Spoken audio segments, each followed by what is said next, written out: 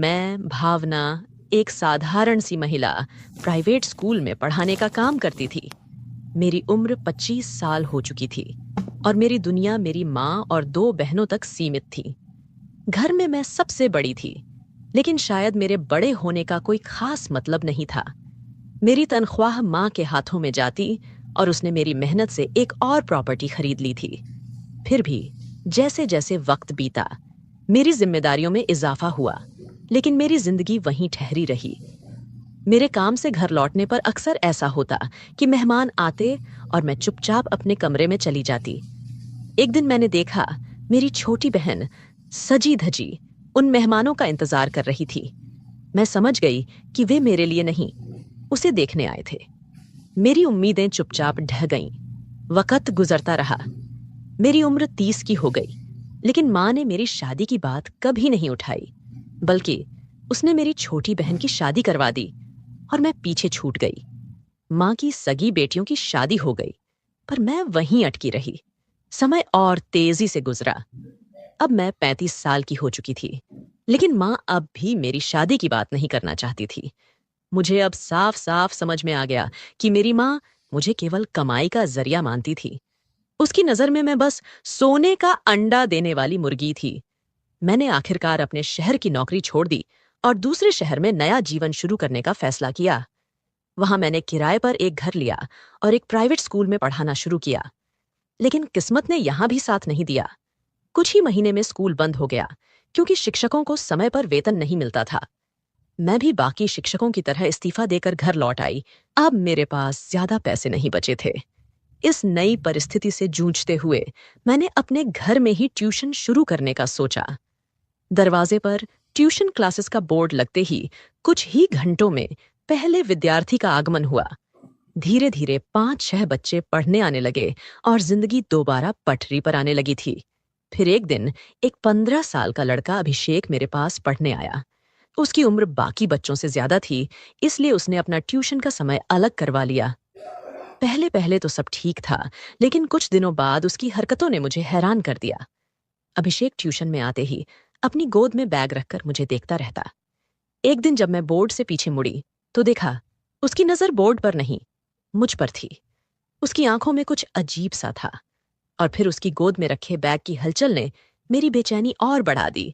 मेरे कदम खुद ब खुद उसकी तरफ बढ़े। मैंने उसका बैग हटाया और जो दृश्य मेरे सामने था, उसने मेरे पैरों तले जमीन खिसका दी। 15 साल का वह लड़का मुझे देखकर वहीं बैठे बैठे अपनी हदें पार कर रहा था। उस पल मेरे भीतर गुस्सा, शर्मिंदगी और घिन का तूफान उमड़ पड़ा। लेकिन मैं जानती थी, ये लड़ाई सिर्फ अभिषेक के खिलाफ नहीं थी। ये लड़ाई मेरे जीवन के हर उस पल के खिलाफ थी जिसने मुझे पीछे धकेलने की कोशिश की थी। उसकी माँ की गोद में उसका 6 महीने का बच्चा था और पास ही उसका बड़ा बेटा अभिषेक खड़ा था। वो महिला मेरे पास आई और अभिषेक का एडमिशन कराते हुए बोली, मैडम, आप मेरे बेटे को कम से कम 4 घंटे ट्यूशन दीजिए।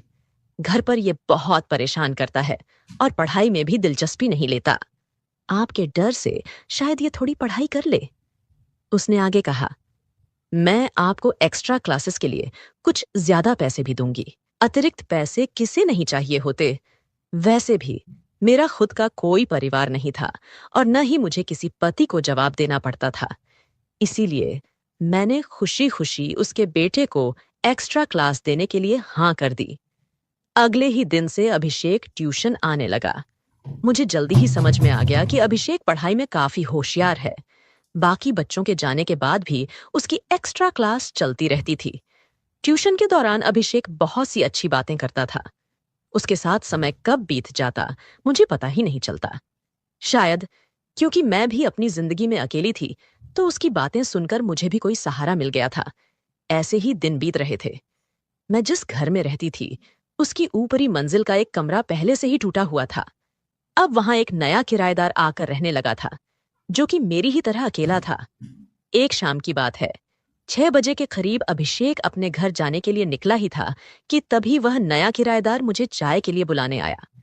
उसकी बात सुनकर अभिषेक अचानक रुक गया और बोला, मैडम, मुझे मैथ्स के कुछ सवाल समझने हैं। ये कहते हुए वह मुझे क्लासरूम में ले आया। जैसे ही हम अंदर पहुंचे, मैंने उसे ब्लैक बोर्ड पर मैथ्स के सवाल समझाने शुरू कर दिए, लेकिन अभिषेक का ध्यान बिल्कुल भी मेरी पढ़ाई पर नहीं था। वो बस यूं ही मेरा समय बर्बाद कर रहा था, ये मुझे समझ में आ गया था। मैंने थोड़ी सख्ती से कहा, तू मेरा समय बर्बाद मत कर, तेरा ट्यूशन का समय खत्म हो गया है, अब घर जा। अभिषेक ने अचानक मेरे हाथ को पकड़ लिया और बोला, मैडम, आप बहुत अच्छी हैं। जब तक मैं वापस नहीं आता, अपना ख्याल रखना। मुझे उसकी इस बात पर कोई खास ध्यान नहीं गया, लेकिन जाते वक्त उसका इस तरह का व्यवहार मुझे थोड़ा अजीब जरूर लगा। अगले दिन अभिषेक ट्यूशन के समय नहीं आया। तभी आसमान में बादल घिराए और तेज बारिश होने लगी। मैंने ट्यूशन में आए बाकी बच्चों को जल्दी ही छुट्टी दे दी। थोड़ी ही देर बाद जब मैं दरवाजे पर खड़ी होकर बारिश का आनंद ले रही थी, तभी मैंने देखा कि अभिषेक पूरी तरह से भीगा हुआ मेरी ओर आ रहा है। उसे इस हालत में देखकर मैंने जल्दी से उसे अंदर बुलाया और रुमाल फेंकते हुए कहा, जल्दी अंदर आ जाओ। अभिषेक घर के अंदर आते ही मुझसे लिपट गया।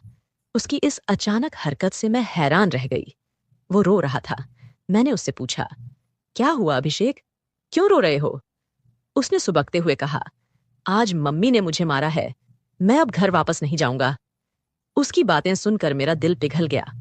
उस रात वो घर जाने को बिल्कुल तैयार नहीं था। मैंने उसे खाना खिलाया, लेकिन फिर भी वो घर जाने को राजी नहीं हुआ। उसकी माँ भी उसे देखने नहीं आई और जब मैंने फोन किया तो उसका नंबर भी नहीं मिला। आखिरकार मैंने उसे अपने घर में ही सुला लिया। वो रात मेरे लिए भी अजीब थी, लेकिन कहीं न कहीं मैंने महसूस किया कि अभिषेक भी शायद उसी तरह अकेलापन महसूस कर रहा था जैसे मैं करती थी। वह रात भी ऐसी ही थी जब अभिषेक मेरे कमरे में सोया हुआ था। अगले दिन सुबह सुबह दरवाजे पर दस्तक हुई। अभिषेक की माँ खड़ी थी और जैसे ही मैंने दरवाजा खोला, उन्होंने रोते हुए कहा, आप इस लड़के को अपने घर में बिल्कुल भी मत रखिए, मैं इससे तंग आ चुकी हूँ, आप भी इसे निकाल दीजिए। उनकी आंखों में आंसू थे और उन्होंने गुस्से में अभिषेक को थप्पड़ मारा। मैं हैरान रह गई। मैंने उन्हें रोकते हुए कहा, आप उसे क्यों मार रही हैं? इस पर वह बोली, इसकी तरफदारी मत कीजिए, नहीं तो आप पछताएंगी। अगर आप इसे अपने पास रखना चाहती हैं तो रख लीजिए, मैं इसकी ट्यूशन फीस भी नहीं दूंगी। इतना कहकर वह चली गई। मुझे ऐसा लगा कि उन्होंने अपने बेटे के लिए ममता खो दी है। अभिषेक चुपचाप मेरे पीछे आकर लिपट गया। उसकी माँ के जाते ही उसने मुझे जोर से गले लगाया। उसकी मासूमियत देखकर मेरा दिल पिघल गया। मैंने सोचा, वैसे भी मैं घर में अकेली हूँ, कुछ दिनों के लिए अभिषेक को रख सकती हूँ। शायद उसकी माँ का गुस्सा ठंडा हो जाए और वह उसे वापस ले जाए। लेकिन ऐसा नहीं हुआ। अभिषेक की माँ ने उसके कुछ सामान दरवाजे पर छोड़ दिया और चली गई। मैं इसे क्षणिक गुस्सा समझ रही थी, मगर 2 दिन बाद पता चला कि वे लोग कॉलोनी छोड़कर किसी और शहर चले गए हैं। उनके फोन भी बंद हो गए थे। मैं यह बात अभिषेक से छिपाए रखी, क्योंकि उसे यह जानकर बहुत धक्का लगता कि उसके माता पिता उसे छोड़कर चले गए हैं। धीरे धीरे मैंने अभिषेक को अपने घर में ही रखना शुरू कर दिया। वह सुबह स्कूल जाता, शाम को ट्यूशन करता और रात को मेरे कमरे में आकर सोता। सब कुछ सामान्य चल रहा था, लेकिन एक रात कुछ अजीब हुआ। हमेशा की तरह उस दिन भी अभिषेक मेरे कमरे में सोने आया और लाइट बंद कर दी। वह अंधेरे में सोने का आदी था और उसकी आदत के चलते मैंने भी अंधेरे में सोने की आदत डाल ली थी। अचानक उस रात अभिषेक ने मुझे बहुत जोर से पकड़ लिया। उसकी पकड़ इतनी मजबूत थी कि मुझे यकीन ही नहीं हुआ कि वह 15 साल का लड़का है। मैं बहुत डर गई थी। ना तो मैं उठ पाई, ना ही उसकी पकड़ से खुद को छुड़ा पाई। लगभग आधे घंटे बाद वह अलग हुआ। मैं कांप रही थी और डर के मारे हॉल में चली गई। सुबह अभिषेक जब कमरे से बाहर आया तो वह ऐसे व्यवहार कर रहा था जैसे रात में कुछ हुआ ही नहीं। मैं उसे कुछ कहने ही वाली थी, तभी वह किचन की ओर बढ़ गया। उसकी मासूमियत देखकर मेरे मन में उथल-पुथल मच गई। उसने मेरे लिए चाय बनाई और मेरे कमरे में मेरा इंतजार कर रहा था, मानो कुछ हुआ ही ना हो।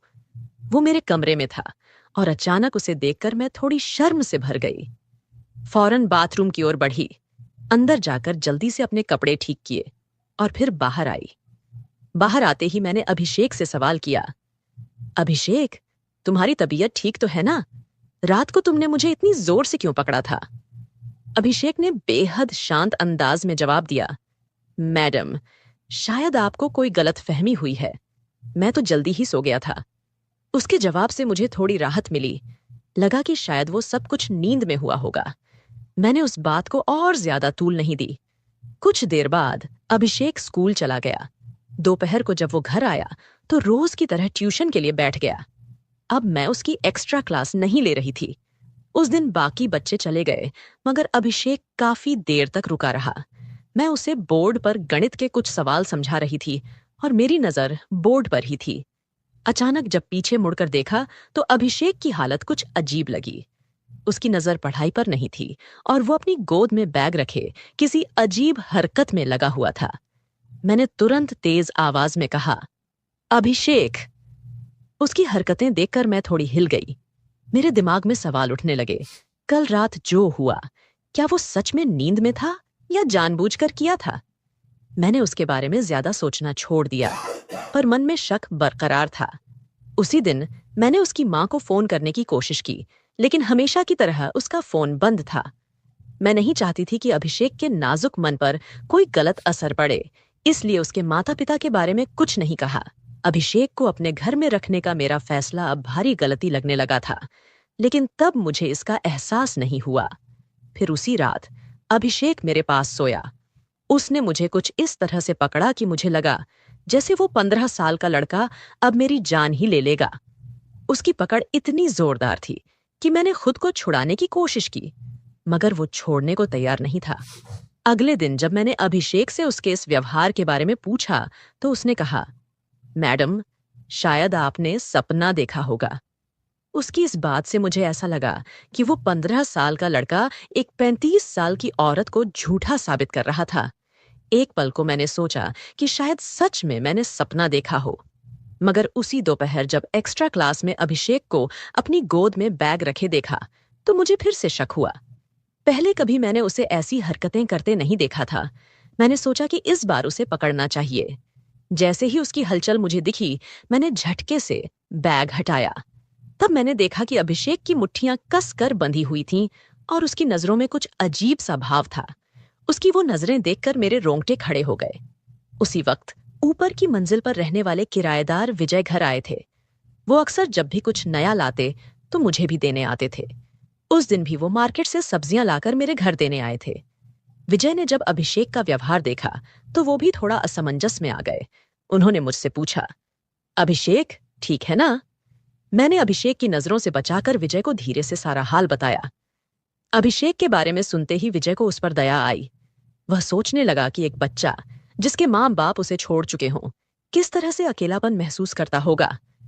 विजय ने अभिषेक से कहा, तू अपनी मैडम को परेशान करने की बजाय आज से मेरे साथ मेरे कमरे में रह जा। लेकिन अभिषेक के चेहरे पर गुस्सा साफ दिखाई दे रहा था। वह मेरे पीछे छिपते हुए विजय को घूरने लगा और बोला, मैं अपनी भावना मैडम को छोड़कर कहीं नहीं जाऊंगा, और तुम भी आज के बाद मेरी मैडम के पास मत आना। यह अभिषेक का वही रूप था जिसे मैं समझ नहीं पा रही थी। उसकी ये अचानक की गई बदतमीजी ने मुझे चौंका दिया। मैंने उसे डांटते हुए कमरे में भेज दिया। विजय ने भी चुपचाप अपनी लाई हुई सब्जी मेरे पास रखी और वहां से चला गया। पर मुझे महसूस हुआ कि कुछ तो अजीब हो रहा है। रात को सोते वक्त अभिषेक अक्सर कुछ बड़बड़ाता, कभी शादी की बातें, कभी मेरे साथ भविष्य के सपने। पर ये बातें मुझे अजीब लगती। मैं जानती थी कि कुछ गड़बड़ है, लेकिन ये समझ नहीं पा रही थी कि आखिर ये सब क्यों हो रहा है। एक रात मैंने अभिषेक से कहा कि वह बाहर हॉल में जाकर सो जाए, पर उसने मेरी बात नहीं मानी। जिद करके वह मेरे कमरे में आया और आते ही कमरे की सारी लाइट्स बंद कर दी। कमरे में घुप अंधेरा हो गया और अभिषेक मेरे पास आकर लेट गया। आधी रात के करीब मुझे अचानक महसूस हुआ कि अभिषेक का बर्ताव फिर से अजीब हो रहा है। इस बार उसने धीरे धीरे मेरे शरीर पर हाथ फेरा और मुझे कस कर पकड़ लिया। मैं घबराई और जोर से चिल्लाने लगी। तभी विजय, जो हॉल में मेरी आवाज सुनने के इंतजार में था, दौड़ते हुए मेरे कमरे में आ गया। विजय को मैंने पहले ही अभिषेक के बदलते व्यवहार के बारे में बता दिया था और उसकी मदद के लिए बुलाया था। कमरे में आते ही उसने लाइट ऑन की। जब मेरी नजर अभिषेक पर पड़ी तो उसका चेहरा पूरी तरह बदल चुका था, गंभीर और खौफनाक। उसके हाव भाव देखकर मैं बुरी तरह डर गई थी। विजय ने किसी तरह अभिषेक से मुझे छुड़ाया, लेकिन अभिषेक बिस्तर पर ऐसे पड़ा था जैसे वह पूरी तरह से जड़ हो गया हो। उसके हाथ पैर अकड़ गए थे, आंखें कसकर बंद थीं और वह कांप रहा था। यह देखकर हमें बिल्कुल समझ नहीं आ रहा था कि उसे अचानक क्या हो गया। बिना देर किए हमने अभिषेक को अस्पताल पहुंचाया। अस्पताल में डॉक्टरों ने बताया कि अभिषेक को मिर्गी के दौरे पड़ते हैं और सही इलाज न होने की वजह से उसकी हालत बिगड़ती जा रही थी। डॉक्टर ने यह भी कहा कि अगर अभिषेक को समय पर अस्पताल नहीं लाया जाता तो उसकी जान भी जा सकती थी। डॉक्टर की ये बातें सुनकर मैं स्तब्ध रह गई। पिछले कुछ दिनों में अभिषेक के साथ एक गहरा संबंध बन चुका था, जैसे वह मेरे परिवार का हिस्सा हो। 2 दिन बाद अभिषेक को अस्पताल से छुट्टी मिल गई। घर लौटते ही वह मेरे पैर पकड़कर रोने लगा। तब मैंने उसे सांत्वना दी और कहा कि वह घबराए नहीं, सब कुछ ठीक हो जाएगा। जब मैंने अभिषेक से पूछा कि क्या उसके माता पिता का हाल चाल है, तो उसकी आंखों में एक अदृश्य दर्द था। मैडम, उसने धीरे से कहा, मेरे माता पिता इस शहर को छोड़ चुके हैं। जब माँ ने मुझे मार पीट कर घर से निकाला तो उसने कहा था कि मैं इस शहर से चली जाऊंगी। अभिषेक ने अपने अतीत का एक चौंकाने वाला रहस्य उजागर किया। जिस महिला को आप मेरी असली माँ समझती हैं, वह वास्तव में मेरी जन्म माँ नहीं है। मुझे अनाथालय से गोद लिया गया था जब मैं केवल 6 साल का था। उन लोगों की शादी को 7 साल हो चुके थे और उनके पास कोई संतान नहीं थी। कुछ साल बाद जब उन्हें अपना बच्चा हुआ तो माँ का मुझसे प्यार घटने लगा। उसकी आवाज में आंसू थे जब उसने कहा, जब मैंने ट्यूशन के लिए आना शुरू किया तब मैंने देखा कि आप मुझसे प्यार से बात करती थीं। उस दिन जब मेरी माँ ने मुझे घर से बाहर निकाला तो मैं आपके पास शरण लेने आया। आपने मुझे अपने घर में बिना किसी शर्त के रखा। विजय ने इस स्थिति को सुनकर कहा, अभिषेक, अगर तुम्हें कोई आपत्ति नहीं है तो मैं तुम्हें गोद लेना चाहता हूं।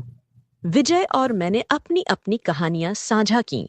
उसने बताया कि कैसे उसके समाज में उसके मेडिकल टेस्ट के कारण उसकी शादी नहीं हो पा रही थी। मैंने विजय को बताया कि मैंने अपनी शादी के बारे में कभी सोचा नहीं था, लेकिन उसकी अच्छाई ने मुझे अपनी सोच बदलने पर मजबूर कर दिया। हमने कानूनी रूप से अभिषेक को गोद लिया और हम तीनों एक नया परिवार बन गए। भगवान हमें किस रास्ते से जोड़ देगा, यह कहना मुश्किल है। मेरे अपने लोग मुझे छोड़ चुके थे, लेकिन विजय ने मुझे एक नया जीवन दिया और अभिषेक ने मुझे मातृत्व का अनुभव कराया। तो दोस्तों, यह थी आज की कहानी। क्या आपको यह पसंद आई? अपनी राय कमेंट बॉक्स में जरूर साझा करें। अगर आपको कहानी पसंद आई तो वीडियो को लाइक करें और हमारे चैनल को सब्सक्राइब करें। धन्यवाद। एक दिन रात के वक्त 20 साल की जवान लड़की अपने पिता के कमरे में जाती है और देखती है कि उसके पिता गहरी नींद में सो रहे हैं। वह लड़की धीरे से उनके पास जाकर बैठ जाती है और उसे देखकर पिता जाग जाते हैं। पिता पूछते हैं, बेटा इतनी रात को क्या हुआ, सब ठीक है ना? लड़की कहती है, पापा मेरे सिर में बहुत तेज दर्द हो रहा है और मुझे बहुत डर भी लग रहा है।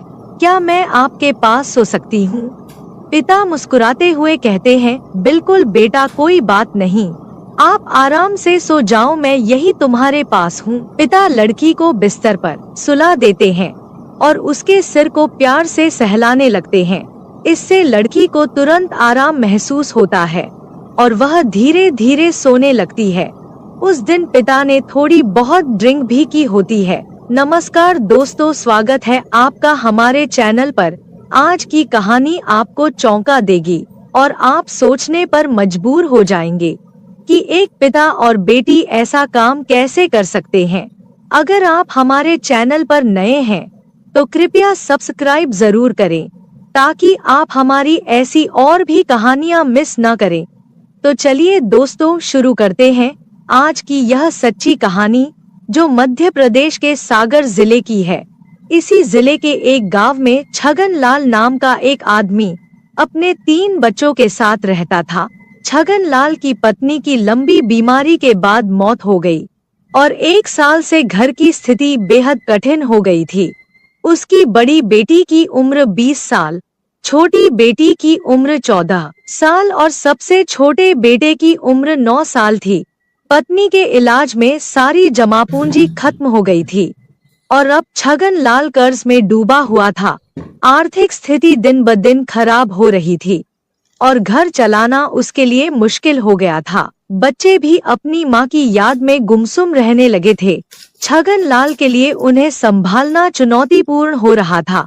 घर की जिम्मेदारियों के साथ साथ बच्चों की देखभाल करना छगन लाल के लिए कठिन हो गया। वह सोचता था कि अगर वह बाहर काम पर जाता तो बच्चों की पढ़ाई प्रभावित हो सकती है और अगर वह घर पर रहता तो घर की जरूरतें पूरी नहीं हो सकती। इस दुविधा के बीच एक दिन छगनलाल के मन में एक विचार आया, शायद उसे दूसरी शादी करनी चाहिए। एक नई पत्नी घर की जिम्मेदारियों को संभालने में मदद कर सकती थी और बच्चों को भी एक नया जीवन मिल सकता था। छगनलाल ने इस विचार को गंभीरता से लिया और सोचा कि यह उसके और बच्चों के लिए सबसे अच्छा हो सकता है। उसने अपने परिवार और कुछ करीबी दोस्तों से सलाह ली, जिन्होंने उसे समझाया कि एक नई शादी से समस्याओं का समाधान हो सकता है। छगनलाल ने सोचा कि अगर वह दूसरी शादी कर लेता है तो घर भी आबाद हो जाएगा और वह भी बाहर कमाने जा पाएगा। फिर वह अपनी बेटी से कहता है कि बेटा, मैं सोच रहा हूँ कि दूसरी शादी कर लूं। इससे तुम लोगों की देखभाल भी अच्छे से हो जाएगी और मैं भी बाहर कमाने जा सकूंगा। तुम्हारी माँ के चले जाने के बाद जो तुम सबकी हालत हो गई है, अब मुझसे देखी नहीं जाती। पिता के इन सब बातों को सुनकर बेटी एकदम से खामोश हो जाती है। उसकी जुबान से एक भी शब्द नहीं निकल पाता। छगनलाल बेटी को समझाते हुए कहता है कि देखो बेटा, अगर मैं कमाने नहीं गया तो फिर घर चलाना मुश्किल हो जाएगा और मैं तुम सबको पढ़ा लिखा नहीं पाऊंगा। इतना समझाने के बावजूद भी वह लड़की खामोश ही रही। छगनलाल सोचता है कि उसकी बेटी अभी दुखी है, फिर किसी और दिन बात करेगा। उसके बाद वह वहां से चला जाता है और वह लड़की सोचने लगती है कि जब उसके पिता शादी कर लेंगे और जो सौतेली माँ आ जाएगी तो सौतेली माँ कभी अच्छी नहीं होती। उसने यह सुना भी था और अपनी आंखों से देखा भी था। वह यही सोच रही थी कि अभी उसके पिता बच्चों से बहुत प्यार करते हैं। अगर शादी के बाद वह भी बदल जाएंगे तो सौतेली माँ हमारे ऊपर बहुत अत्याचार करेगी और पापा भी उसी का साथ देने लगेंगे। उस दिन वह लड़की रात भर सो न सकी और पूरी रात यही सब सोचती रही। जब वह लड़की अगले दिन कॉलेज जाती है तो उसे रास्ते में एक सहेली मिल जाती है जो उसके साथ उसके कॉलेज में ही पढ़ा करती थी। फिर वह लड़की अपनी सहेली को सारी बात बता देती है जो उसके पिता ने अपनी शादी के बारे में उससे कही थी। उसकी सहेली कहती है कि यह तो बहुत गलत होने वाला है तुम लोगों के साथ। अगर तुम्हारे पापा ने शादी कर ली तो तुम्हारे ऊपर बहुत बड़ी मुसीबत आ जाएगी। सौतेली माँ के बारे में तो तुमने सुना ही होगा कि वह किस तरह की होती है। तुम्हारे पापा ये शादी तुम लोगों के लिए नहीं कर रहे हैं, वह तो अपने शारीरिक सुख के लिए कर रहे हैं। उन्हें तो बस अपने लिए एक जीवन साथी चाहिए जो उनकी जिस्मानी इच्छा को पूरी कर सके। तुम्हारे पापा को जिस्मानी इच्छा बहुत परेशान कर रही है, इसी वजह से वह शादी करना चाहते हैं। तुम कभी यह मत सोचना कि वह ये शादी तुम्हारे लिए कर रहे हैं। उन्हें तो बस अपनी इच्छाओं को पूरी करने के लिए एक जिस्म चाहिए। वह लड़की अपनी सहेली की बातें सुनकर बहुत ही परेशान हो जाती है और उसे यह लगता है कि उसके पापा शादी करके ही रहेंगे। फिर उसकी सहेली कहती है कि मेरे पास एक आइडिया है, अगर तुम कर सको तो। वह लड़की कहने लगी कि ठीक है, मैं अपने भाई बहन के लिए कुछ भी कर सकती हूँ। उसकी सहेली कहने लगी कि तुम्हारे पापा को सिर्फ जिस्म चाहिए। अगर तुम अपने पापा के साथ संबंध बना सको तो फिर उन्हें शादी की सूरत नहीं रहेगी और वह कभी भी शादी नहीं करेंगे। फिर वह लड़की इस बात को गहराई से सोचने लगती है और इस नतीजे पर पहुंचती है कि फिर चाहे उसे कुछ भी करना पड़े, मगर वह अपने भाई बहन को कभी बर्बाद नहीं होने देगी। अब उस लड़की ने ठान लिया था कि किसी भी कीमत पर उसने अपने पापा की शादी नहीं होने देगी। कॉलेज से आते आते उसको शाम हो गई थी, क्योंकि वह कॉलेज के बाद अपनी सहेली से काफी देर तक बातें कर रही थी। फिर वह घर आकर खाना बनाने लग जाती है और अपने भाई बहन को खाना खिलाकर उन्हें अपने अपने कमरे में सोने के लिए भेज देती है। उसके बाद वह लड़की खाना खाकर अपने पापा के बिस्तर में लेट जाती है। कुछ देर बाद उस लड़की का पिता आता है। जब वह देखता है कि उसकी बेटी उसके ही बिस्तर पर लेटी हुई है, तो फिर वह उससे पूछता है कि बेटी तुम्हें क्या हुआ है। तो लड़की कहने लगी कि पापा मेरे सिर में बहुत ज्यादा दर्द हो रहा है और मुझे डर भी लग रहा है, इसीलिए आज की रात मैं आपके साथ ही सोना चाहती हूँ। बेटी की बात सुनकर पिता कहता है कि कोई बात नहीं बेटा, तुम आराम से सो जाओ। थोड़ी देर बाद खाना खाने के लिए वो किचन की ओर चला जाता है और खाना खाने के बाद थोड़ी बहुत पी भी लेता है। उसके बाद वह अपने बिस्तर में आकर लेट जाता है। एक तरफ लड़की लेटी हुई थी और दूसरी तरफ उसके पिता थे, मगर उन दोनों के ऊपर अलग अलग कंबल थे। रात के 12 बज चुके थे, मगर उस लड़की की आंखों से नींद बिल्कुल ही गायब थी। उसके दिमाग में तो उसकी सहेली की बातें और सौतेली माँ की तस्वीरें घूम रही थी। जब लड़की ख्यालों की दुनिया से बाहर आई तो उसने देखा कि उसके पापा तो गहरी नींद में सो गए हैं। फिर वह लड़की डरने का नाटक करते हुए अपने पापा के कंबल में जाकर उनके करीब हो जाती है। थोड़ी देर बाद वह लड़की धीरे धीरे अपने पापा के और भी ज्यादा करीब होने लगती है। नशे के कारण उनका बाप भी मदहोश होने लगता है। जब तक उसे होश आया तब तक उसके अंदर का शैतान जाग चुका था, इसीलिए वह खुद को रोक न सका। उसके बाद वह दोनों अपने इस रिश्ते को भूलकर कई बार संबंध बना लेते हैं। अगली सुबह जब सोकर उठते हैं तो दोनों ही बहुत खुश थे।